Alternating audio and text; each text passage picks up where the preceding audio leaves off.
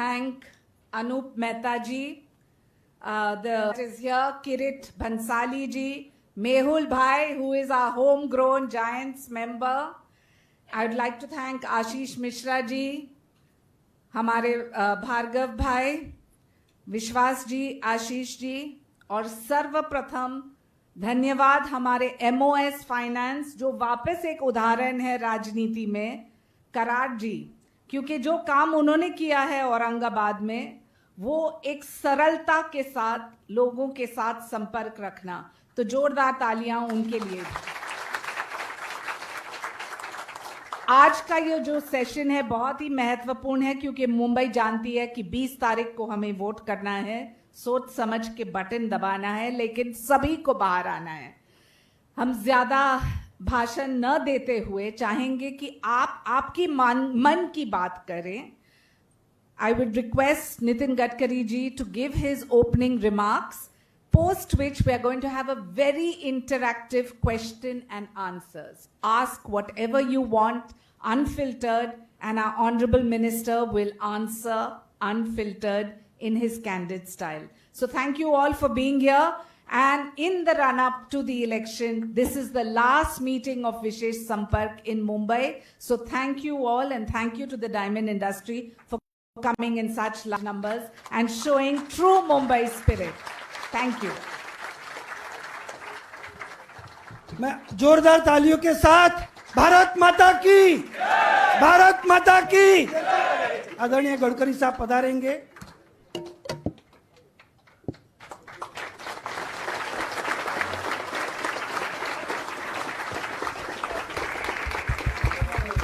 Hello hello hello.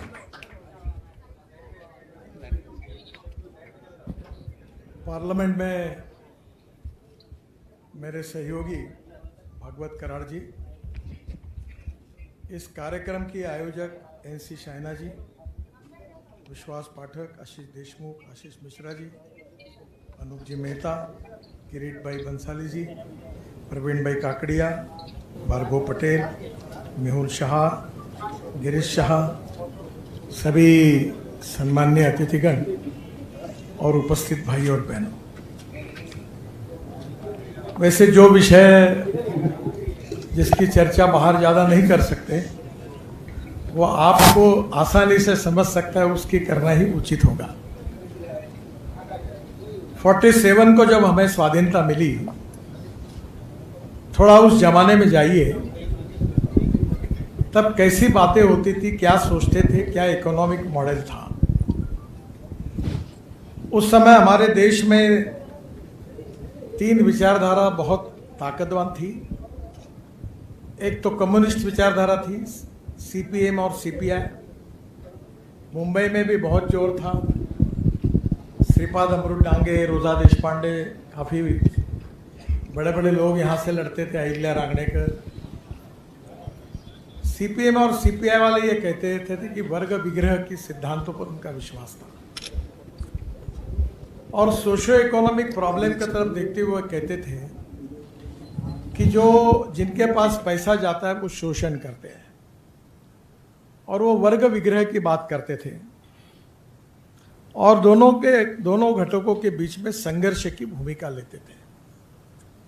तो वो अपना एक कम्युनिस्ट तत्वज्ञान था, उसकी बातों का पूरे देश में उस समय एक बोलबाला था, और युवा लोग ज़्यादातर कम्युनिस्ट पार्टी के साथ जुड़े थे। उसके बाद में दूसरी विचारधारा डॉक्टर राम मनोहर लोहिया जी के नेतृत्व में सोशलिस्ट पार्टी, समाजवादी पार्टी की स्थापना हुई, और मधुले में जॉर्ज फर्नांडिस, मधु दंडवते, मृणाल गोरे, नागा गोरे, SM जोशी, बड़े बड़े स्टॉलवर्ड नेता, ये समाजवादी पार्टी के प्रमुख नेता थे, और वो समाजवादी आर्थिक रचना के आधार पर देश की इकोनॉमिक मॉडल की बात कर रहे थे। उस समय गुजरात और महाराष्ट्र के बीच में स्वतंत्र पार्टी की बड़ी चर्चा होती थी, और अमेरिका की जो लिबरल इकोनॉमी है, जिसको लेफ्टिस्ट लोग कैपिटलिस्ट कहते हैं, भांडवलशाही अर्थव्यवस्था की बात जो होती थी, उसके समर्थन में वो लिबरल इकोनॉमी की बात करने वाली स्वतंत्र पार्टी थी। 1947 के बाद आज 75 साल पूरे हुए हैं। और 75 साल पूरे होने के बाद आज देश की परिस्थिति ऐसी है कि कम्युनिस्ट पार्टी लगभग समाप्ति के कगार पर समाप्त हो गई है। आपको कभी हंगेरी नाम के देश में जाने का मौका मिलेगा तो वहाँ एक बुडापेस्ट करके शहर है और वहाँ एक गार्डन है। मैं भी वहाँ गया था। एक कोने में 15-20 पत्थर के पुतले तोड़कर रखे हुए थे। तो मैंने उनको पूछा किसके हैं, तो कार्ल मार्क्स से लेकर लेनिन तक जितने जितने लेफ्टिस्ट और राइटिस्ट कम्युनिस्ट विचारधारा के रशिया और चाइना में थे, माओ तक, सबके फोटो तोड़ तोड़कर वहाँ कोने में डाले थे। तो जनता के मन में आक्रोश आया था। स्वाभाविक रूप से रशिया में भी कम्युनिस्ट पार्टी ने अपनी बातों को बदल दिया। और मैं जब बीजेपी का प्रेसिडेंट था तो भारतीय जनता पार्टी को चाइना की कम्युनिस्ट पार्टी ने बुलाया था। मैं डेलीगेशन लेके 15-20 दिन चाइना में था और पहली बार हम शंघाई में गए थे। तो शंघाई में बड़ी बड़ी बिल्डिंग बन रही थी, एकदम डेवलपमेंट काफ़ी जोरों पर थी। तब शुरुआत थी लिबरल इकोनॉमी की चाइना में। तो मैंने जब कम्युनिस्ट पार्टी के पोलिट ब्यूरो के साथ चर्चा होती थी तो मैं कहता था कि ये सब मंगोलियन वंश के, जैसे हमारे एनआरआई होते हैं, वैसे नॉन रेसिडेंशियल चाइनीज जो थे दुनिया के, वो पैसा लाकर बड़े इसमें लिबरल इकोनॉमी का अप्रोच लेकर वो डेवलपमेंट चल रही थी। तो मैंने उनको पूछा कि कम्युनिस्ट विचारधारा में ये कैसे बैठता है। तो उन्होंने मुझे जवाब दिया कि हमें क्या बैठता और क्या नहीं बैठता इससे कोई लेना देना नहीं, हमारे देश की तरक्की कैसे होगी, सोशियो इकोनॉमिक ट्रांसफॉर्मेशन कैसे होगा, ये हमारी प्रायोरिटी है। तो स्वाभाविक रूप से चाइना भी बदल गया। लाल झंडा का केवल था, बाकी बदल गया। समाजवादी पार्टी की हालत ऐसी हुई कि एक दिल के टुकड़े हुए हजार, कोई यहाँ गिरा कोई वहाँ गिरा, वो भी पता नहीं हुआ। आज कोई समाजवादी नहीं है। और जहाँ तक स्वतंत्र पार्टी भी खत्म हो गई। तो सबसे पहले ये बात है कि भाई इकोनॉमिक अप्रोच क्या होना चाहिए। और इसलिए जब भारतीय जनता पार्टी की स्थापना हुई तो पंडित दीनदयाल उपाध्याय जी का जो सामाजिक आर्थिक चिंतन था कि जो व्यक्ति आर्थिक, सामाजिक, शैक्षणिक दृष्टि से पिछड़ा हुआ है, जिसके पास रहने के लिए मकान नहीं है, खाने के लिए रोटी नहीं है, शरीर पर कपड़ा नहीं है, उसको केंद्र बिंदु मानकर हम एक कल्याणकारी राज्य की कल्पना करें, जिसको हम कभी शिवशाही कहते हैं, कभी रामराज्य कहते हैं। इस राज्य का निर्माण हो और उसका एक सोशियो इकोनॉमिक मॉडल विशेष रूप से रखा गया। मुंबई वाले इसलिए आसानी से जान सकते हैं कि मैं जब 95 में मंत्री बना तब विशेष रूप से ये प्रॉब्लम आया कि मुंबई में 55 उड्डान पुल, Worli Bandra sealink project, Mumbai Pune highway, इसकी बात चल रही थी। तो पहली बार देश का पहला प्रोजेक्ट जो बीओटी पर था, पीपीपी मॉडल पर, वो ठाणे भिवंडी बाईपास था, जो ठाणे से नासिक रोड पर है। वो पहला रोड हमने बनाया था और that was the first time in the history of our country कि पहले रोड पीपीपी मॉडल में हुआ। ये पीपीपी मॉडल ये था कि गवर्नमेंट के बजट के जितने रिसोर्सेस है वो कहाँ खर्चा करना और गवर्नमेंट के रिसोर्सेस की प्रायोरिटी क्या होनी चाहिए। जैसे महाराष्ट्र में उस समय 16,000 गांव ऐसे थे जिनको जाने के लिए रोड नहीं था। तो मैंने ये सोचा कि यहाँ तो कोई बीओटी होने वाला नहीं है, अगर मैं बजट का पैसा अगर ये इसके लिए दे दूँ ज़्यादा तो फिर मुंबई के फ्लाईओवर कैसे बनाऊँ। तो अचानक उस समय मैं मलबार हिल पे रहता था और योगा से जो बिल्डिंग में रहता था वहाँ 18 हाईकोर्ट जज रहते थे और एक ही मंत्री रहता था। आज जैसा था वैसे ही उस समय भी था। जो जबरदस्ती घर में घुस गया उसको मकान मिल गया, जो चुपचाप रहा उसको मिला नहीं। तो मुझे मिला ही नहीं। तो आखिरी में मुझे फ्लैट मिला तो मैं रॉकी हिल में रहता था।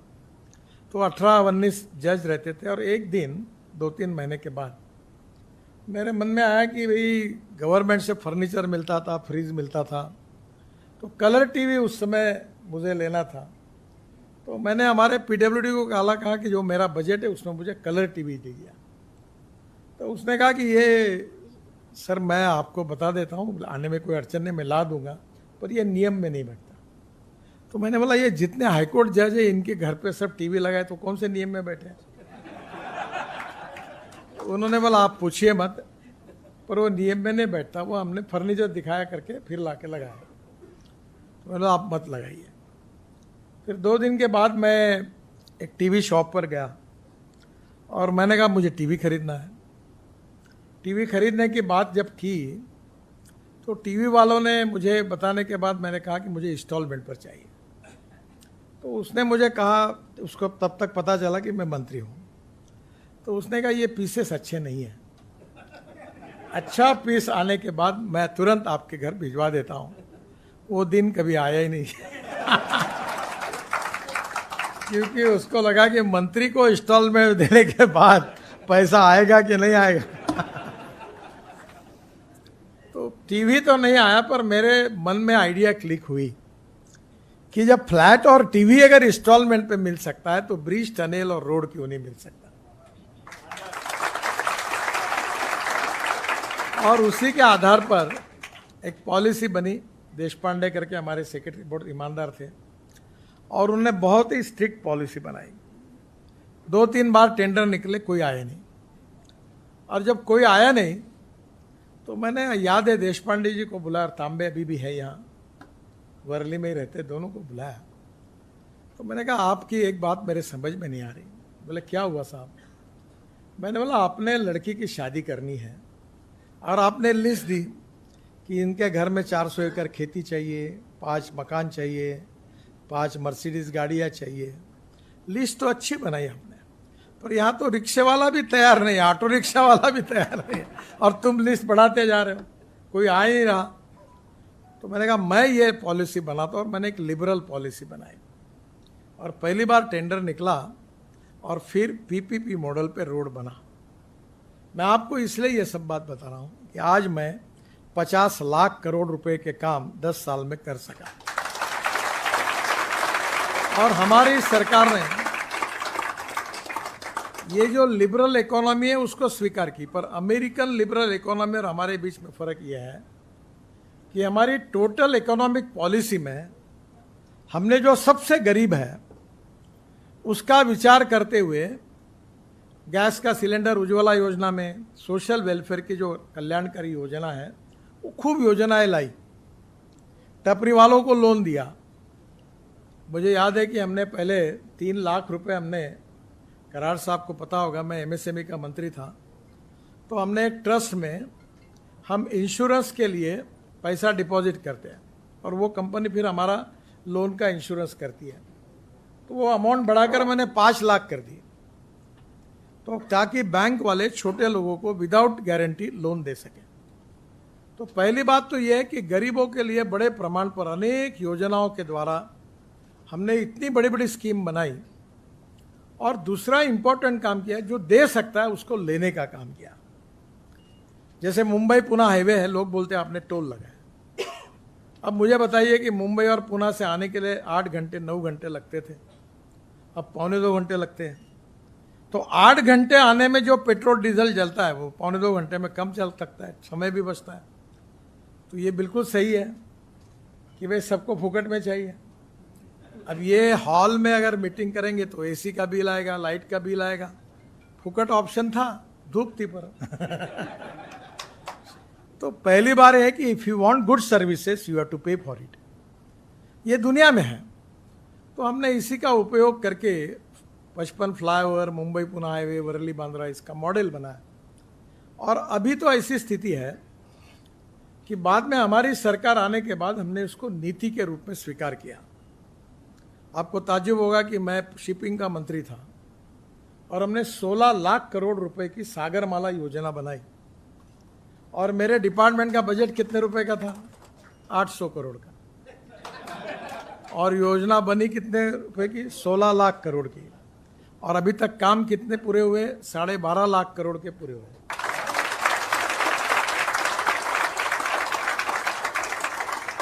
तो ये जो काम हुए इसके लिए एक नया इकोनॉमिक अप्रोच हमने स्वीकार किया। अभी मैं रोड सेक्टर में भारतमाला फर्स्ट में 35 लाख करोड़ के काम कर चुका हूं। और मैं ऐसा एक व्यक्ति हूं कि मैं कहता हूं मेरे पास पैसे की कोई कमी नहीं है। अभी मैं मुंबई स्टॉक एक्सचेंज में 6 महीने पहले हमारे एक इनविट मॉडल का बॉन्ड हमने सब्सक्राइब किया था, और मैं गोवा में था। पहले दिन 7 दिन का टाइम दिया था। पहले दिन 7 घंटे में 7 टाइम्स ओवर सब्सक्राइब हो गया। जैसे बरसात आती है जोर से, वैसे पैसे पड़ रहे थे। वो मेंबर NHI का फाइनेंस वाला डर गया, बोले साहब आप कहाँ हो? बोले ये 7 दिन में इतना पैसा आएगा, मैं वापस कैसे करूँगा? बोला क्या करना? बोले आप मुंबई आइए। दूसरे दिन सुबह मुंबई आया, मैं स्टॉक एक्सचेंज गया, कार्यक्रम कराया 7 दिन के पहले, वो पहले कर लिया, वो बेल बजा दी, इशू क्लोज किया, और फिर पैसे वापस करने का कार्यक्रम हुआ। 7 टाइम्स ओवर सब्सक्राइब हुआ, 7 टाइम्स। और मैं तो अब कहता हूं कि मुझे बड़े लोगों के पैसे से रोड नहीं बनाना। मैंने एक नई स्कीम बनाई है कि जो भी पैसा NHI के बॉन्ड में लेगा, पैसा डिपॉजिट करेगा, NHI AAA रेटिंग है, मैं आपको 8.05% इंटरेस्ट दूंगा, और ये इंटरेस्ट मैं आपको मंथली आपके अकाउंट में जमा करूंगा। तो कांस्टेबल, पुलिस वाला, सफाई कामगार, छोटा आदमी, चपरासी, प्यून, बैंक उसको ब्याज कितना देगी? 4.5, 5, 5.5। मैं 8.05 और मंथली, और गारंटी। तो पहली बात यह है कि देश में पैसे की कोई कमी नहीं है, और इसलिए बड़े प्रमाण पर हमारे इंफ्रास्ट्रक्चर में हमने पब्लिक प्राइवेट इन्वेस्टमेंट लाई। शिपिंग में लाई, पोर्ट्स में लाई, बाद में रोड सेक्टर में आई, अभी पावर की ट्रांसमिशन लाइन हम मोनिटाइज कर रहे, एयरपोर्ट 100 बने। ये जो सब बन गए, इसके कारण हमारी कैपिटल इन्वेस्टमेंट जो थी, जो बजट में 10 रुपए थी, और हमने काम किए 100 रुपए के, ये 90 रुपए कैपिटल मार्केट से, पब्लिक से खड़े हुए हैं। और यही हमारी इकोनॉमिक पॉलिसी की विशेषता है। आपको ताज्जुब होगा, ये airport, railway, transmission line, road, इसकी तो बात छोड़ दीजिए। मथुरा में मैंने एक प्रोजेक्ट किया, मैं वाटर रिसोर्स मंत्री था, और मैंने एक प्रोजेक्ट ऐसा किया है कि 80 MLD स्लज, यानी जो गंदा पानी था मथुरा का, वो मैंने 40-60 एक हाइब्रिड एन्युटी मॉडल तैयार किया। और मैंने कहा जो भी कोई टेंडर जीतेगा उसको 40% सरकार देगी, 60% वो लगाएगा। और इंडियन ऑयल के चेयरमैन थे वैद्य साहब, उनको मैंने बुलाया, और मैंने कहा आपको तो पानी लगता है यहाँ, कहाँ से लेते हो? बोले यूपी सरकार से। कितना पैसा देते हो? बोले 25 करोड़। बोला आप एक काम करो, मैं 5 करोड़ बचा देता हूँ, आप 20 करोड़ दो। और ये इससे पूरा जो पानी अच्छा तैयार हुआ वो मैंने रिफाइनरी को दिया, वो 20 करोड़ साल के देते। टेंडर निकाला, और आपको बताता हूँ कि कंपटीशन में त्रिवेणी इंजीनियरिंग करके कंपनी ने लिया, 40% केवल हमने दिए, 60% बैंक और उसने डाला, और वो उसको साल के 20 करोड़ मिल रहे हैं। और लिक्विड वेस्ट मैनेजमेंट में भी प्रोजेक्ट सक्सेसफुली इंप्लीमेंट हुआ। अब आप ये समझते हो कि कोई भी प्रोजेक्ट, मैं आपको सलाह दे रहा हूं कि डायमंड का काम करने के बजाय कचरे का काम करो। आप हंस रहे हो, पर डायमंड कुछ नहीं, कचरा बड़ा इंपॉर्टेंट है। कचरे को सेग्रीगेट करोगे, उसमें प्लास्टिक होगा, रिसाइकलिंग होगा, glass recycling, aluminium recycling, organic waste biodigester में डालो, उससे मीथेन निकलेगा, मीथेन से हाइड्रोजन निकालो, ट्रक, बसेस, कार, स्कूटर। अभी बजाज ने स्कूटर भी लॉन्च किया, राजू मेरे पास आया था वो लॉन्च करने के लिए। तो आने वाले समय में हमारा फ्यूचर है hydrogen. Steel industry, chemical industry, for सब हाइड्रोजन चलने वाला है। और कचरे से अगर हाइड्रोजन तैयार होगा तो अमेरिका में हाइड्रोजन की कीमत है $4 पर केजी। मैं ट्रांसपोर्ट मंत्री हूँ, मैंने तो अल्टरनेटिव फ्यूल को खूब लाया, ethanol, methanol, biodiesel, bio LNG, electric, CNG, hydrogen. भी मुझे बड़ा अच्छा लगा, आपके यहाँ आया तो मैंने मुंबई में electric double decker bus launch की थी। तब इलेक्ट्रिक के बारे में लोग पूछते थे कि कोई बंद पड़ी तो क्या तुम धक्का मारोगे क्या? अब किसी की गाड़ी बंद हुई। कल मैं नासिक में था, तो रात को हेलीकॉप्टर थोड़ा मौसम खराब हो गया तो गाड़ी में आया, तो मैं इलेक्ट्रिक गाड़ी में आया। वो बेचारा जो था वो बोलता मेरी इलेक्ट्रिक की गाड़ी है BMW की, और आपके भाषण सुनकर मैंने ली, मेरे गाड़ी में बैठकर नासिक चली। बहुत सुंदर गाड़ी थी, कोई गाड़ी कभी बंद नहीं हुई। 16 लाख करोड़ का इंपोर्ट है फॉसिल फ्यूल का, और ethanol, methanol, biodiesel, bio LNG, electric, hydrogen, ये फ्यूचर है। और ये 16 लाख करोड़ अगर इंडियन इकोनॉमी में जाएंगे, रूरल एग्रीकल्चर, ट्राइबल और गांव गरीब मजदूर किसान के पास अगर जाएंगे, तो परचेसिंग पावर कितनी बढ़ेगी। और परचेसिंग पावर के साथ per capita income rural agriculture tribal में बढ़ेगा, तो जल, जमीन, जंगल और जानवर पर आधारित जो कम्युनिटी पूरी है उसका प्रोग्रेस कितना होगा। और उनके पास पैसा आया तो तुम्हारा डायमंड खरीदेगा। आजकल डायमंड तुम्हारी इंडस्ट्री तभी चलेगी जब लोगों के हाथ में पैसा आएगा, चाहे नंबर 1 में है चाहे नंबर 2 में है। पर परचेसिंग पावर बढ़े बिना तो कुछ होने वाला नहीं है। तो नेचुरली हमारे देश में वाटर पावर ट्रांसपोर्ट कम्युनिकेशन हम तैयार करेंगे। अच्छा, तो कैपिटल इन्वेस्टमेंट आएंगी, कैपिटल इन्वेस्टमेंट आएगी तो नेचुरली रोजगार बढ़ेगा, रोजगार बढ़ेगा तो पर कैपिटा इनकम और GDP बढ़ेगा, और दोनों बढ़ेंगे तो एम्प्लॉयमेंट पोटेंशियल बढ़ेगा, और एम्प्लॉयमेंट पोटेंशियल बढ़ेगा तो गरीबी दूर होगी। तो जो गरीबी रेखा से लोग बाहर निकल रहे हैं, इसका कारण इकोनॉमी चेंज हो रही है, और यही हमारी इकोनॉमी की विशेषता है। एक तरफ प्रधानमंत्री ग्राम सड़क योजना, जो मैं जब महाराष्ट्र में मंत्री था उसके बाद अटल जी ने मुझे बुलाकर ये योजना बनाने का आदेश दिया था। अब हम लोग 6.5 लाख गाँवों में से 5 लाख से ऊपर गाँवों में हमने अच्छे रोड बनाए हैं, और इसका कारण प्रधानमंत्री ग्राम सड़क योजना। अब पीने के पानी का योजना हमने बनाई है, अब इलेक्ट्रिक सबको दी है, सोलर वाटर पंप लाए हैं। ये जो MSAB है, विश्वास पाठक बैठे, ये कहते हैं 5.5 से 6 हज़ार करोड़ इनका घाटा एग्रीकल्चर पंप के कारण होता है। अभी मेरे खेती पे मैंने 60 एकड़ में 3 सोलर पंप 7.5 हॉर्स पावर के लगाए, और नदी नालों का खोलीकरण, रुंदीकरण किया, तो मेरे कुएं में पानी अब 10 घंटे 12 घंटे मार्च मई में चलता है, अप्रैल में, और मैं 60 एकड़ इरिगेशन करता हूँ। अब इलेक्ट्रिक का बिल ही नहीं आता, और 7.5 हॉर्स पावर का पंप केवल 37,000 रुपये में मिला। तो ये वहाँ जो प्रोडक्शन बढ़ेगा, एग्रीकल्चर ग्रोथ रेट बढ़ेगा, तो देश में विकास होगा। अभी हमारे देश में टोटल हमारे ग्रोथ में 12% एग्रीकल्चर से कंट्रीब्यूशन है, और हमारी पॉपुलेशन एक समय 90% है, अब 60% पॉपुलेशन रूरल एग्रीकल्चर ट्राइबल, जल, जमीन, जंगल और जानवर इसके आधारित पड़ी हुई है। हमारे देश में मैन्युफैक्चरिंग सेक्टर 22 से 24% है, और सर्विस सेक्टर 52 से 54% है। अब हमारे देश में जरूरी यह है कि ये मुंबई में क्यों झोपड़पट्टियां है, ये लोग कहाँ से आए, ये गाँव से आए। मैं परसों योगी जी बीच में नागपुर में आए थे, तो मैं उनको बता रहा था कि यूपी के बड़े प्रमाण पर लोग अब वापस जा रहे हैं। क्यों जा रहे हैं?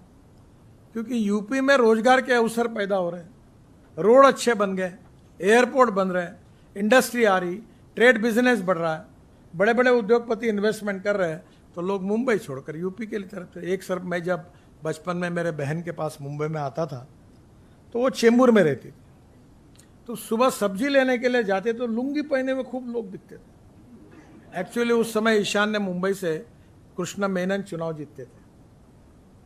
अब आप जाओ चेंबूर में, एक आदमी लुंगी वाला नहीं दिखता, क्योंकि केरल, कर्नाटक, तमिलनाडु, आंध्र, तेलंगाना में डेवलपमेंट की ग्रोथ बढ़ गई, लोग आना बंद हो गए, यहाँ के भी चले गए, तो लोग मजबूरी में आते हैं।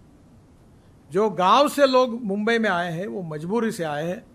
अगर गांव में रोजगार निर्माण होगा, उनको रहने का अच्छा घर मिलेगा, प्रधानमंत्री आवास योजना में रोटी, कपड़ा, मकान मिलेगा, तो क्यों लोग आएंगे।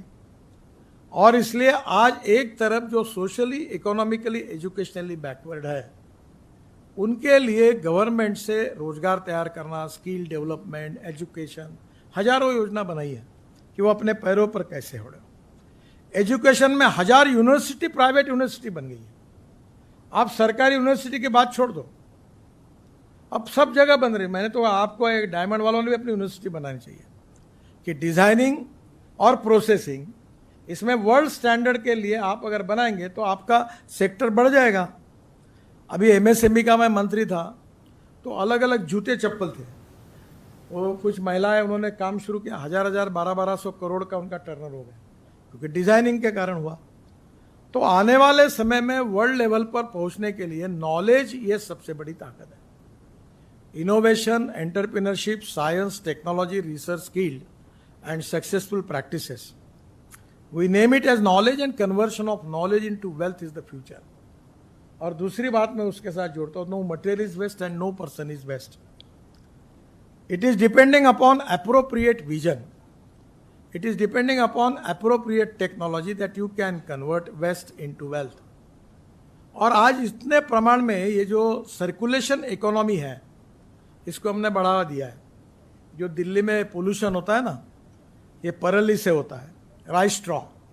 अभी हमने पानीपत में एक प्लांट डाला है और उसमें से परली से 1 लाख लीटर इंडियन ऑयल को डालने के लिए लगाया, 1 लाख लीटर इथेनॉल होता है, 150 टन बिटुमिन तैयार होता है। अभी हम लोग 80 लाख टन बिटुमिन लगता है, 30 लाख टन इंपोर्ट कर रहे हैं। अब ये किसान बिटुमिन बनाएगा, यानी वो 150 टन बिटुमिन और 76,000 ton aviation fuel, bio aviation fuel, sustainable aviation fuel बन रही है। अब वो दिन दूर नहीं है कि अगले 2-3 साल के बाद हमारे वर्ल्ड के हवाई जहाज हिंदुस्तान के एयरपोर्ट पर इसलिए आएंगे कि हमारा बायो एविएशन फ्यूल जो है वो सस्ते में पेट्रोलियम फ्यूल से उनको मिलेगा, इसलिए आएगा। मैंने खुद इनिशिएटिव लेकर स्पाइस जेट का विमान देहरादून से दिल्ली बायो एविएशन फ्यूल पे सक्सेसफुली लाया। टाटा ने अपना हवाई जहाज, वो भी 100% सक्सेसफुली हुआ। 2 साल 26 जनवरी के दिन हेलीकॉप्टर और फाइटर जेट हमारे डिफेंस के, एयरफोर्स के सब हमारे इस पर चले। इथेनॉल से वो हो रहा है ना, किसान अन्नदाता नहीं ऊर्जादाता बना, ऊर्जादाता नहीं ईंधन दाता बना, ईंधन दाता नहीं बिटुमिन दाता बना, अब बिटुमिन दाता नहीं हवाई ईंधन दाता हुआ। यानी ये अगर एग्रीकल्चर में आएगा तो एग्रीकल्चर ग्रोथ रेट 24% होगा। तो किस लिए लोग आएंगे मुंबई, छोड़कर अपने गांव चले जाएंगे। तो ये जो बेसिक इकोनॉमी का जो ये है, एग्रीकल्चर सेक्टर, सर्विस सेक्टर और मैन्युफैक्चरिंग सेक्टर में हमने जिस प्रकार से लिबरल इकोनॉमी को स्वीकार किया है, पर केंद्र बिंदु माना है गरीब व्यक्ति, उसका कल्याण कैसे हो। आप अच्छा पैसा कमाओ, इनकम टैक्स ईमानदारी से भरो, ताकि हम सोशल वेलफेयर की भी योजनाओं को कर सकें। तो यही जो कंसेप्ट है, जो सोशो इकोनॉमिक थिंकिंग है, ये हमारे इकोनॉमिक मॉडल का सबसे बड़ी विशेषता है। और इसलिए एक तरफ पब्लिक प्राइवेट इन्वेस्टमेंट, पैसे की कमी नहीं है। ये कोई पत्रकार मेरे चाहे उतने, मतलब रिकॉर्ड कर लो, मैं 1 लाख करोड़ का ही दिल्ली मुंबई हाईवे बना है। अब सूरत से चेन्नई 80,000 करोड़ का लगभग 50% काम हो गया, इसका 80% हो गया। कोई पैसे की कमी नहीं, सब कॉन्ट्रैक्टर को 8 दिन में पैसे मिलते हैं और मंत्री के पास आना नहीं पड़ता।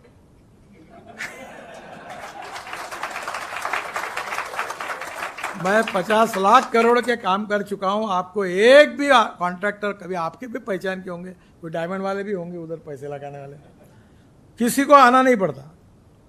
और इसलिए इकोनॉमी में एग्रीकल्चर ग्रोथ रेट को बढ़ाना, तो रूरल एग्रीकल्चर, ट्राइबल में जल, जमीन, जंगल, जानवर, इसके आधार पर टेक्नोलॉजी को उपयोग करके नैनो यूरिया आया। मेरे घर पर 88 टन गन्ना पर एकड़ हुआ, पूरा नैनो यूरिया। 8 बोरे फर्टिलाइजर के बाद 4 बॉटल में काम होता है। अगर हम ड्रोन से स्प्रे करते हैं तो 75% प्लांट को जाता है, 25% वेस्ट होता है। अगर हम यूरिया और मिश्रगत फेंक देते हैं तो 75% वेस्ट होता है, 25% प्लांट को जाता है। टेक्नोलॉजी बदल गई। मेरे यहाँ 4000 एकड़ हमने ड्रोन से स्प्रेइंग किया। तो आज टेक्नोलॉजी बदलने के कारण उत्पादन खर्चा कम हुआ। अभी ट्रैक्टर, मैं ट्रांसपोर्ट मंत्री हूँ, अगले 6 महीने में इलेक्ट्रिक का ट्रैक्टर आएगा, LNG का ट्रैक्टर आएगा, CNG का ट्रैक्टर आ रहा है।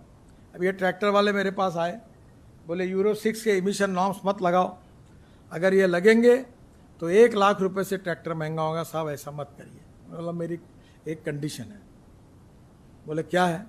मैंने बोला ethanol, methanol, LNG, CNG, electric और हाइड्रोजन, इसके ट्रैक्टर तैयार करो, मैं पीछे हटता हूं, मैं नहीं लगाता, और ये नहीं किया 1 साल में तो लगा दूंगा। आप लोगों के बहुत लोगों का इलेक्ट्रिक कार होंगी अभी। आपको पता है, आपकी पेट्रोल की कार थी तो 30 से 35 हजार रुपये महीने का खर्चा था। इलेक्ट्रिक का खर्चा कितना है? 3,000 रुपये। और ऊपर पेट्रोल डीजल हम आयात कर रहे हैं, 16 लाख करोड़ देश के इकोनॉमी से बाहर जा रहे हैं। उसके बजाय ये जो इकोनॉमी है, अभी मुझे पूछा अभी इंटरव्यू में कि आपने बड़ा काम कौन सा किया, तो मैं उनको लगा कि ब्रिजेस, टनल, रोड, तो मैं तो अभी बहुत टनल बना चुका हूँ बड़ी बड़ी। तो मैंने कहा मेरे लाइफ में सबसे बड़ा काम अगर कोई हुआ तो जब मैं मंत्री बना तो 1.5 करोड़ लोग आदमी आदमी को खींचने का काम करता था। साइकिल रिक्शा था या कंधे पे रख के चलाते थे। मैंने IIT के लोगों को बुलाया, इंडस्ट्री वालों को बुलाया, मैंने वो जो नियम थे वो तोड़ दिए। मैंने कहा जो भी कंपनी का जो भी पार्ट यूज़ करना यूज़ करो। एक्सेल इसका बजाज का लाया, चक्के हीरो के लाए, वो कोर्ट में गए, सुप्रीम कोर्ट तक केस चली। तो मैंने हमारे अटॉर्नी जनरल को कहा सर आप नहीं बोल रहे, लेकिन मैं आऊँ क्या कोर्ट के सामने? कि महात्मा गांधी जी ने कहा है कि गरीबों, जब तुमको कोई भी काम करना होगा और कानून तोड़ना होगा तो एक बार सोच लो कि तुम अगर गरीब के हित में तोड़ रहे तो जरूर तोड़ो। हम सुप्रीम कोर्ट में जीत गए और आज 1.5 करोड़ गरीब लोग, जो 80 to 90% आदिवासी, शेड्यूल कास्ट और मुस्लिम थे, वो आज मैकेनिज्म ड्रिवन ई रिक्शा चलाते, मैकेनिज्म ड्रिवन ई कार्ड चलाते हैं, उनको मुक्ति मिली। ये हमारी अचीवमेंट है। ये क्यों हुआ? देश में सबसे इंपॉर्टेंट चीज क्या है? पॉलिसीज है। एक छोटी सी पॉलिसी बदलने से देश बदल जाता है। यानी आप अगर हीरे में, डायमंड में काम कर रहे हैं, एक ऐसा कानून लगा दे हमारा, तुम्हारा बैंड बाजा बच जाए, और ऐसा कानून लगा जाए तुम 10 गुना ग्रोथ हो जाए। तो इंडस्ट्री इधर से उधर भागती है क्योंकि ये पॉलिसी है। Our liberal economic policy, by considering the last man of the society who is socially, economically, educationally backward, उसको गरीब दरिद्र रेखा से ऊपर लाना और इकोनॉमिक ग्रोथ लिबरल इकोनॉमी में बढ़ाना और उससे देश को सुखी, समृद्ध, संपन्न बनाना, विश्व गुरु बनाना और दुनिया की सुपर इकोनॉमिक पावर, तीसरी वर्ल्ड की ताकतवान अर्थव्यवस्था बनाना, that is exactly the economic model of our government. और मोदी जी वही आत्मनिर्भर भारत की बात करते हैं, इकोनॉमी की बात करते हैं, और वही 10 साल में ही जो कांग्रेस 60 साल नहीं कर सकी, वो 10 साल में रिजल्ट मिले हैं। और अभी जो मिले हैं वो तो केवल न्यूज़रील है, सही फिल्म शुरू होना और बाकी है। तो आप जब सपोर्ट करेंगे और सही नीतियों को आगे इम्प्लीमेंट करने के लिए प्रोत्साहित करोगे, समर्थन करोगे, तो आगे आगे देखो होता है क्या। बहुत बड़ा चेंज होगा और हमारा देश विश्व की ताकत बनेगा। भय, भूख, आतंक, भ्रष्टाचार से मुक्त होगा। गांव, गरीब, मजदूर, किसान का कल्याण होगा। हम विश्वगुरु बनेंगे। एक तरफ इकोनॉमिक प्रोग्रेस होगा, दूसरी तरफ इतिहास, संस्कृति और विरासत के आधार पर हमारी मूल्याधिष्ठित जीवन पद्धति, परिवार पद्धति, योग विज्ञान, आयुर्वेद विश्व में पॉपुलर होगा। अभी हो गया है और पूरा विश्व अब हमारे देश की तरफ देख रहा है। इंटीग्रेटेड डेवलपमेंट, सभी इस पर करके हम देश को विश्वगुरु बनाएंगे। यही हमारी कंसेप्ट है, यही हमारा मिशन है, यही उद्दिष्ट है और यही सपना है। आपके सहयोग से ये निश्चित रूप से पूरा होगा। उसके लिए आप सबके आशीर्वाद चाहिए, यही मेरी प्रार्थना है। धन्यवाद। भारत माता की, भारत माता की। भाई आप सबको 10 साल का ट्रेलर अच्छा लगा? पिक्चर देखना है, 20 मई को बटन दबाना है। जोर से जय श्री राम। तो वेस्ट में से, हाँ जी, हाँ, तो नितिन गडकरी जी ने जो भाषण दिया, I think that says it all. But irrespective, because we said we'll take 5 questions, 5 लोगों को ये मौका मिलेगा। जो आइए हाँ, एक मिनट रमणिका का। थोड़ा शॉर्ट में पूछिए, बोलना है ज्यादा। सवाल बहुत शॉर्ट में, आंसर भी शॉर्ट में, तो ज्यादा सवाल जवाब में लेंगे।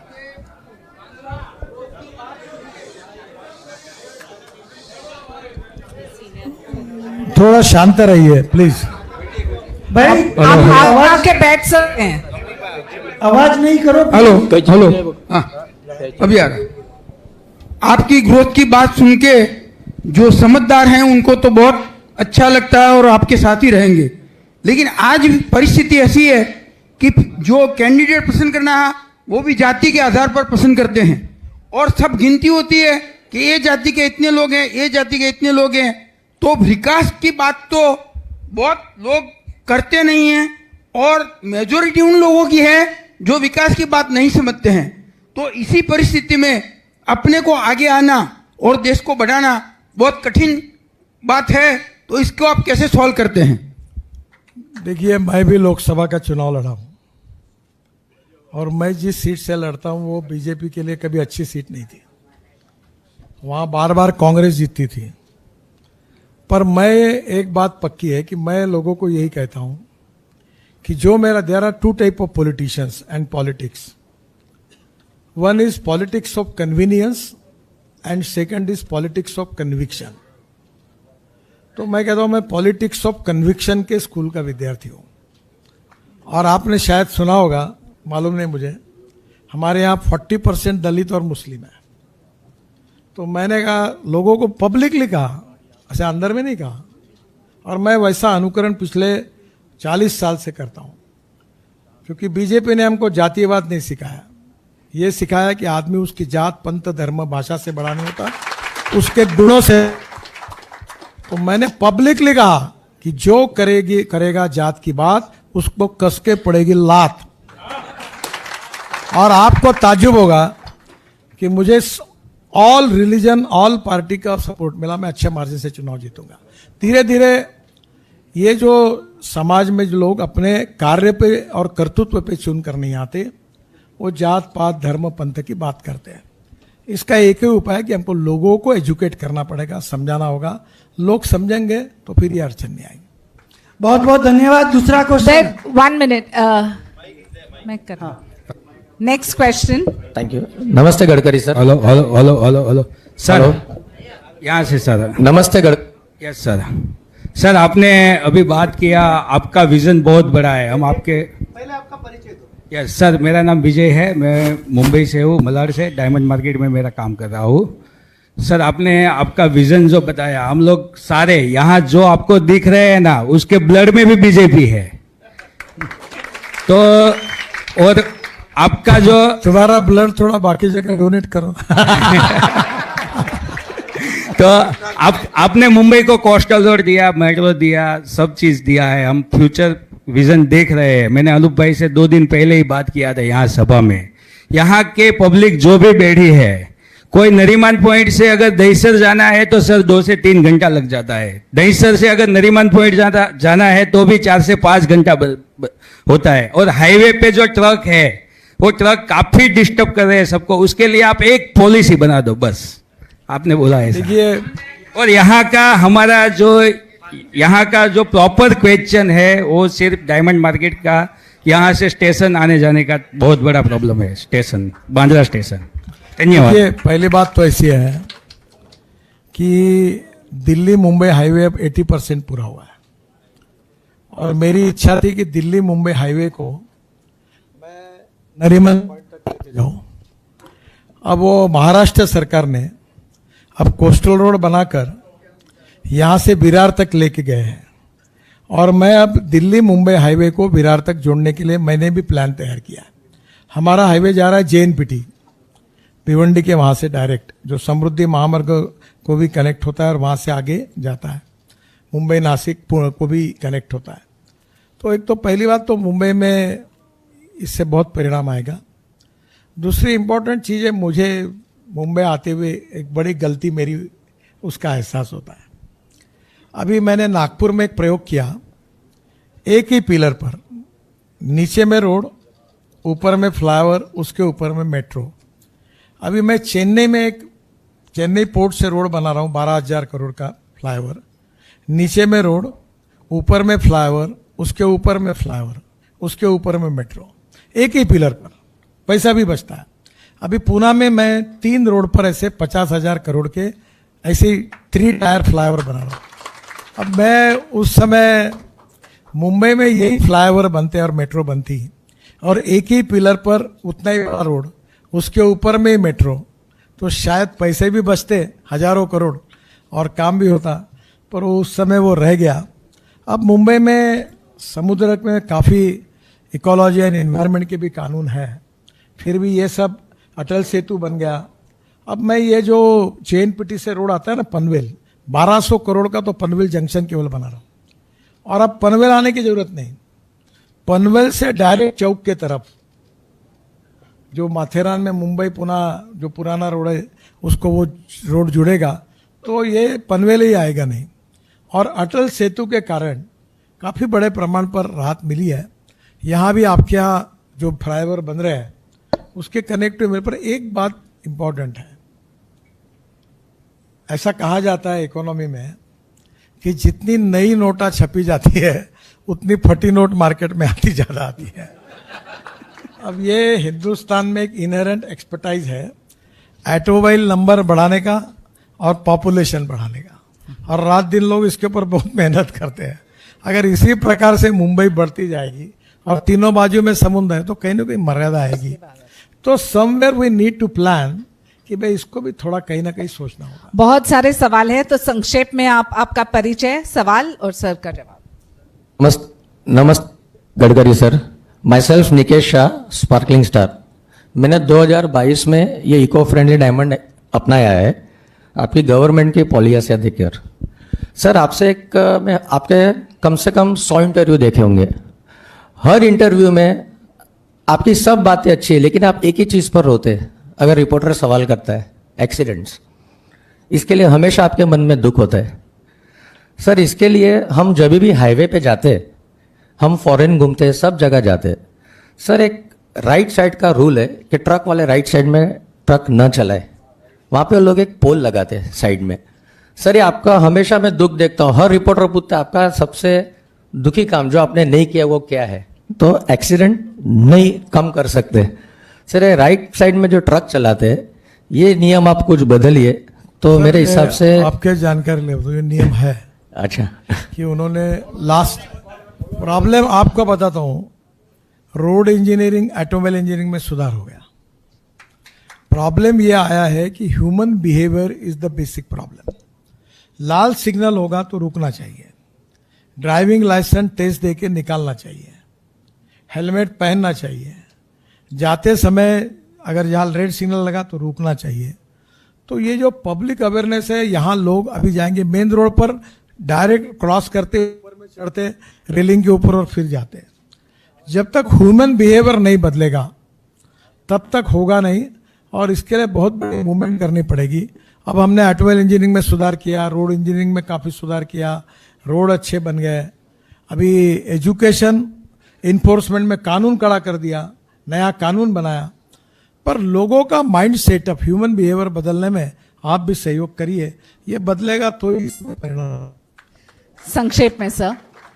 Jayesh Labdi, committee member, Mumbai diamond association. Modi ji लंबे साल तक काम कर रहे हैं और भी करेंगे, 100 साल जिए, लेकिन मेरे जीते जी एक मेरी इच्छा है कि आपको मैं नेक्स्ट प्राइम मिनिस्टर देखना चाहता हूं। क्या ये मेरी इच्छा पूरी होगी? ऐसा है कि अभी तो प्राइम मिनिस्टर है देश में, मोदी जी बनने वाले हैं। आप मेरा नाम लेके मेरी दिक्कतें काहे के लिए बढ़ा दो। Thank you sir. Yes, ask पूछिए, जल्दी आपको सवाल पूछना है, बहुत सारे लोग। आभार sir. Myself Bipin Ghoshiya. मैं आपसे एक बात जानना चाहता हूँ कि आपने एक बार पार्लियामेंट में बोला था कि 60 किलोमीटर के एरिया में 2 टोल नाके आएंगे तो अट जाएंगे। दहीसर टोल नाका में बहुत ट्रैफिक होता है, 2 से 3 घंटे का। अगर उसमें बहुत सारी राजनीति भी हुई है, लेकिन आज तक वो टोल नाका हटा नहीं है, तो आप कृपया करके वो टोल नाका हटा दीजिए या फिर उसको घोड़बंदर शिफ्ट करवा दीजिए। और दूसरी बात ये है कि ज़्यादातर लोग ट्रेन से सफ़र करके बीकेसी आते हैं। तकरीबन 50,000 लोग अपनी इंडस्ट्री के हैं, आजू बाजू के भी है, जियो के भी है। सबसे बड़ा प्रॉब्लम है स्टेशन से आना और यहाँ से स्टेशन जाना। जितना टाइम हमको स्टेशन से घर जाने नहीं लगता है, उससे ज़्यादा टाइम हमको यहाँ से स्टेशन जाने में और आने में लगता है।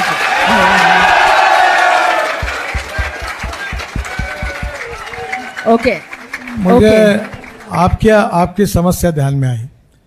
मैं आपको दोनों बातों का जवाब देता हूं। पहली बात, दहीसर नाके का टोल भारत सरकार का नहीं है, महाराष्ट्र गवर्नमेंट का। पर ये जब मैं मंत्री बना तब लागू हुआ था। प्रॉब्लम यह है कि अब इसके बाद हम नई सिस्टम ला रहे हैं, वो satellite based toll collection system है। अभी टोल नाके नहीं रहेंगे।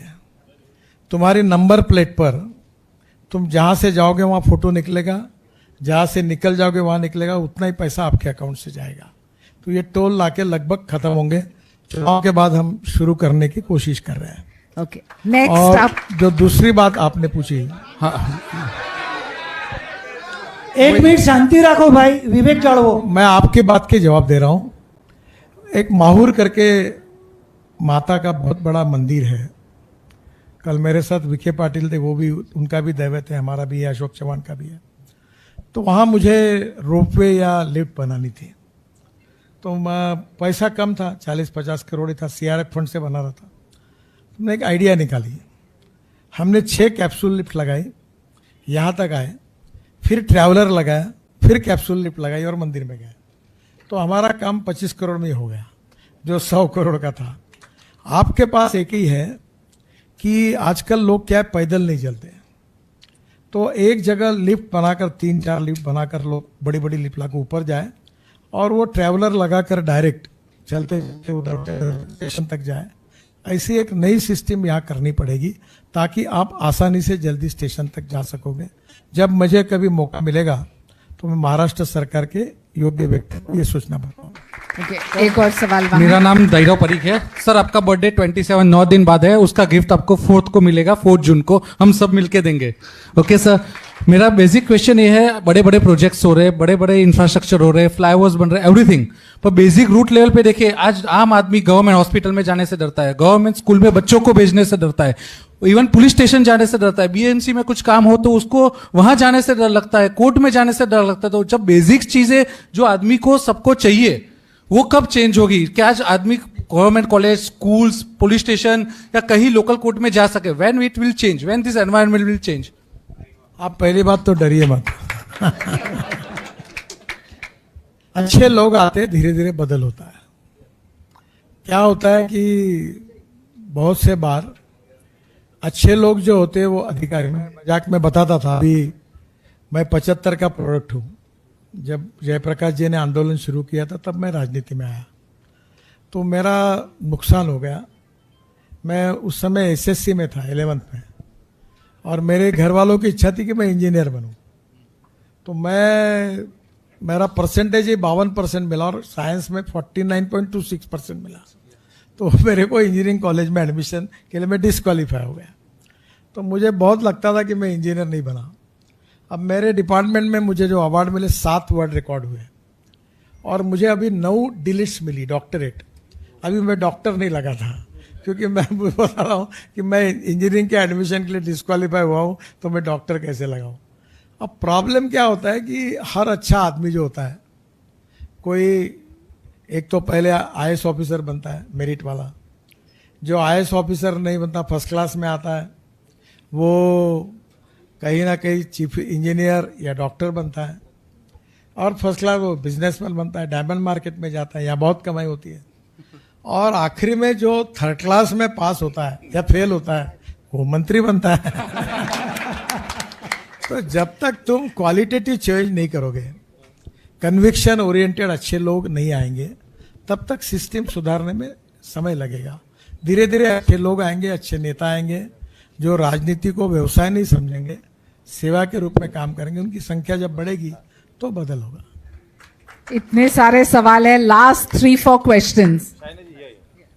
हेलो, नमस्कार नितिन सर, मेरा नाम भव्य है, स्काई जेम्स। सर, आज की युवा पीढ़ी के लिए आप क्या मार्गदर्शन देना चाहेंगे कि युवा पीढ़ी कैसे देश के लिए अच्छी हो, इकोनॉमी के लिए बेहतरीन बन सके? सच कुछ गाइडेंस। नौकरी देने वाले नहीं, नौकरी मांगने वाले नहीं, नौकरी देने वाले बनो, ये मैं सबको कहता हूं। Thank you sir. 2 सवाल यहाँ और 1 यहाँ। नमस्कार sir, I am Tilak Shah. I engineering किया है, then I am into Prayosha gems. Sir, my question is you have done exceptionally good with terms of transportation, but what inspires you? Like there are times you might be facing challenges, तो आपको motivation कहाँ से मिलता है? कैसे ये challenges से आप बाहर? मैं आपका इतना कभी सोचता नहीं हूँ, केवल एक ही बात का सोचता हूँ कि आज रात को कौन से होटल में खाना खाना। देखो, पहली बात एक बताता हूँ, एक महिला देश है, अपना है, एक समाज अपना है। मेरे को अपना परिवार है, मेरा अपना व्यवसाय है, अब बच्चे देखते हैं, वो सब करते हैं। पर मैं ये अक्सर सोचता हूँ कि मैं अपने लाइफ में मनसा सतम स्मरणीयम वचसा सतम वदनीयम लोकहितम मम करणीयम, and politics is the instrument of socio economic reform. तो मैं गरीब के लिए मैं 90% सोशल वर्क करता हूँ, और आपको मैं 1800 एकल विद्यालय वनवासी क्षेत्र में चलाता हूँ। मैंने 1,25,000 लोगों को, अभी दिव्यांगों को मैंने साहित्य दिया, दिव्यांगों का पार्क बनाया, मैंने हार्ट के ऑपरेशन 45,000 से ज़्यादा मुफ्त किए, 450 लोगों को पैर लगा के दिए। तो मैं बेसिक ये मानता हूँ कि समाज सेवा करना, समाज कारण, राष्ट्र कारण और विकास कारण, that is the true definition of politics. Power politics is not the true definition of politics. दुर्भाग्यवश लोग वही अर्थ निकालते हैं। तो करते रहना चाहिए। देश अपना है, ये समाज अपना है, हर जन्म जिसका होता है वो मरने वाला है। तो हम कुछ समाज के लिए करें, देश के लिए करें, अपना परिवार संभाल कर करें, अपना खुद का सब संभाल के फिर करें। ऐसा अगर सोचा तो बहुत कुछ काम हो सकता है। धन्यवाद सर। मेरा नाम नितिन शाह है, डायमंड और ज्वेलरी का बिजनेस है। सर, वोटिंग तो हम जोरदार ही करेंगे, लेकिन मैनेजमेंट जोरदार कैसे करना, उसके लिए मुझे आपको एक सवाल करना है। हमने सुना है सर, आप 3-3 मिनट का मीटिंग लेते, 5-5 मिनट का मीटिंग लेते, तो मीटिंग का प्रिपरेशन कभी होता है 3 मिनट 5 मिनट में आप कैसे उसको ख़त्म करते हो, उसको आगे कैसे बढ़ाते हैं, उसका ज़रा हमको गाइडेंस दीजिए सर। बहुत छोटी बातों पे रहता हूँ। एक तो बात पहली, मेरा प्रिंसिपल है, आई like people who can get the things done. मैं मानता हूँ कि कोई गलती भी होती है तो चलेगा। मैं समझ सकता हूँ कि भाई गलत हुई, आदमी काम करता है, उससे गलती होती है। मैं अक्सर कहूँ, I like people who can get the things done. Even I like people who can get the wrong things. वो गलत करते तो भी अच्छा है, पर I dislike the honest people who don't want to take the decisions. निर्णय नहीं करना, ये समस्या है। तो कभी ना कभी ये दूसरी बात, एक सिंपल बात बताता हूँ कि ए नाम के व्यक्ति ने A² काम किया और बी नाम के व्यक्ति ने B² काम किया, तो total work is A² plus B²। पर कल अगर समझ लीजिए कि A और B साथ में आए और उन्होंने मिलकर काम किया, तो A प्लस B ब्रैकेट में स्क्वायर, इसका जवाब आता है A² plus B² plus twice AB। तो twice AB is a result of collective team spirit. तो आपके साथ लोग होते हैं, आप बहुत धनवान है, आपके पास मर्सिडीज है, पर एक स्टारबक्स की अभी मैंने किताब पढ़ी थी, वो आपके लिए बहुत उपयोगी है ये उदाहरण। वो एक, उनकी माताजी नर्स थी और पिताजी ट्रक ड्राइवर थे। वो एक कॉफ़ी शॉप में नौकरी करने लगे और बाद में उनने वो स्टारबक्स कॉफ़ी शॉप खोलना शुरू। उनके 25-30 हज़ार कॉफ़ी शॉप्स हैं। तो उन्होंने एक बहुत अच्छी बात की। उन्होंने कहा कि जब आपको सक्सेस मिलता है तो उसकी खुशी केवल आपको होती है, then that success is meaningless. पर जब आपको सक्सेस मिलता है तो तुमसे भी ज्यादा उसकी खुशी तुम्हारे मित्रों को, तुम्हारी सबॉर्डिनेट को, तुम्हारे साथ काम करने वाले लोगों को मिलती है। That is to be important. मैं आपको एक ही बात कहूंगा, जो देखो, मैं यही अपना, मेरे साथ 50 कमांडो चलते, पुलिस चलते, ये इसी अगर दबाव में रहूंगा कि साला मैं तो सांप बन गया, ये टेम्पररी है। The human relationship is the biggest strength of politics. आदमी को ऊपर लोग जब प्रेम करते हैं उसके पद पर करते हैं। वो लोग बहुत होशियार हैं हमारे राजनीति में। ये मौसम विज्ञान के सबसे प्रभावी साइंटिस्ट हमारे इसमें है। कौन नेता है, कहाँ जाने वाला है, किसके पास चिपकने से फायदा होगा, ये बड़ा सोच सोच के लोग सोचते हैं, क्योंकि वो करियर ओरिएंटेड होते हैं, कन्विक्शन ओरिएंटेड नहीं होते। पर सवाल एक इम्पॉर्टेंट है कि ह्यूमन रिलेशनशिप ये बिगेस्ट स्ट्रेंथ है। आपके सामान्य लोगों के साथ कैसे संबंध है, प्रेम के संबंध है, सौहार्द के संबंध है, आप सबको मिलकर कैसे काम करते हैं, that is to be the big strength and that is to be most important part of every management, either it is business, social work, anything. Last two questions, sir, here and the lady there. Lady है. नमस्कार doctor Gadkari ji, मैं Ramesh Bhalani, ozone diamond private limited diamond manufacturer. मेरा सवाल दो है public interest में। एक तो ये है कि आपने इतना अच्छा हाईवेज बनाया, अगर गाड़ी की डैशबोर्ड पर पूरा ग्लास भर के रखते तो भी एक बूंद नहीं गिरती है। लेकिन दिक्कत ये है अगर 80 से ऊपर स्पीड में अगर गाड़ी चलाते हैं, यहाँ पर अभी दुनिया भर की कारें आई, लग्जरी सभी ब्रांड इधर है, लेकिन 80 के ऊपर अगर गाड़ी चलाते हैं तो 2000 की पर्ची आ जाती है। एक ये, दूसरा ये है कि यूरो 5 यूरो 6 की कारें आई है, फिर भी पीयूसी के झंझट में क्यों पड़ना है? ये दो सवाल मेरा आपसे। पीयूसी लेना पड़ता है, यूरो 6 कार जो आई है फिर भी पीयूसी लेना पड़ता है, तो ये क्यों है? एक तो आपका दूसरा प्रश्न है, उसका मेरे पास जवाब नहीं है। मैं वैसे ट्रांसपोर्ट मंत्री हूँ। पीयूसी ये होता है कि कभी कभी कुछ एडजस्टमेंट में भी बदल होता है तो पोल्यूशन बढ़ता है, तो बार बार चेकिंग करना चाहिए, ऐसा मेरे को पता चला है, जो क्योंकि इसका कानून बनाने वाला मैं हूँ तो मुझे इतना उसका मालूम है। दूसरे स्पीड के बारे में क्या होता है, हमारे देश में दो स्कूल ऑफ थॉट है। एक, हमने रोड बनाया, अभी दिल्ली मुंबई बनाया 180 से 200 किलोमीटर के लिए, पर हम 120 के ऊपर स्पीड नहीं रख पाते। अभी वर्ली बांद्रा में 80 के ऊपर नहीं जा सकते, जबकि रोड में कोई प्रॉब्लम नहीं है। तो प्रॉब्लम है देश में कुछ लोग ऐसे हैं, वो बोलते हैं कि रोड तुम स्पीड बढ़ाई इसलिए एक्सीडेंट हो रहा है, और कुछ लोग ऐसे हैं कि जो बोलते हैं अब रोड अच्छे बनाए तो स्पीड बढ़ाने का कानून बदल दो। अब मैं ट्रांसपोर्ट मंत्री हूँ और हमारे संविधान में ये जो सेक्टर है, जैसे 3 प्रकार की लिस्ट होती है सब्जेक्ट्स की। एक स्टेट लिस्ट जो राज्य सरकार कानून बनाती है, एक सेंट्रल लिस्ट वो सेंट्रल गवर्नमेंट कानून बनाती है, और एक कॉन्करेंट लिस्ट जिसमें राज्य सरकार और भारत सरकार दोनों बनाती है। तो ट्रांसपोर्ट ये कॉन्करेंट लिस्ट में है। तो आधे स्टेट वाले कहते हैं स्पीड बढ़ाओ, आधे कहते हैं कम कराओ, इसमें यूनानिमिटी नहीं बनती और लोगों में भी यूनानिमिटी नहीं है। एक बहुत बड़े अफसर थे, मुझे कहते थे you are responsible for road accidents. मतलब मैंने क्या किया, बोले आप अच्छे रोड क्यों बना रहे हो? मैंने बोला क्या करूं, गड्ढे बनाऊं रोड में कि ताकि 40 से भी कम स्पीड में लोग ऐसे पैदल चलते चलते गाड़ी चलाए ताकि एक्सीडेंट में ऐसा करूं। तो यार ये जो टोटल इसमें जो यूनानिमिटी नहीं बनती है, इसके कारण तकलीफ। और आपकी समस्या सही है, लेजिटिमेट है, जुनाइन है। देखिए आगे कोई मार्ग निकल सकता है। Last question. नमस्कार सर, मेरा नाम रचिता खरबंदा है। I am from national forensic science university Gandhinagar and right now I am intern at Bharat Diamond Board Security. I wanted to know about the current status of Bharatmala Pariyojana and the latest initiative of road safety and the mega projects that have been there. अभी तो ये बहुत बड़ी list है। भारतमाला 1 अब हो जाएगा दिसंबर तक, भारतमाला 2 है। अभी प्रधानमंत्री जी ने कहा है कि नई सरकार आने के बाद हम नया एजेंडा बनाएंगे, तब जो तय होगा उसके अनुसार होगा। रोड एक्सीडेंट में मैंने कहा कि हमने बहुत कोशिशें की है, लोगों का माइंड जो ह्यूमन नेचर है वो बदलने की। कानून के प्रति डर भी नहीं और सम्मान भी नहीं, ऐसी प्रॉब्लम है। तो वो कोशिश कर रहे हैं और मेगा प्रोजेक्ट तो बहुत हुए। अभी वो संख्या इतनी बड़ी है कि आप वेबसाइट पे जाइए तो आपको 36 हम एक्सप्रेस हाईवे बना रहे हैं। अभी सूरत से आपके काम का है ने, अब आपने पूछा करके मैं आपको बताता हूँ।